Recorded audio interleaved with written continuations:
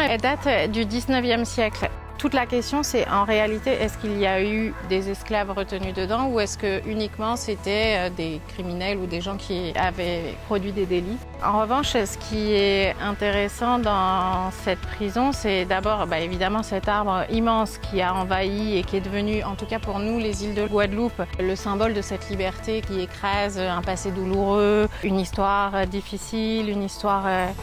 lourde de sens. Et finalement, c'est l'appropriation mémorielle qui a été faite de l'objet de cette prison avec toutes les légendes urbaines qui l'entourent, notamment sur les légendes qui disent que certains esclaves qui ont été emprisonnés ici n'ont jamais été déclarés morts. Donc tout ça, ça donne un poids, en plus de cet arbre majestueux qui a tout envahi, ça donne un sentiment effectivement très dense dans cette prison. Et le fait que cette prison soit petite et cet arbre tellement immense donne en plus une impression de démesure en fait de cette liberté qu'a pris l'arbre sur ce passé esclavagiste et sur cette histoire.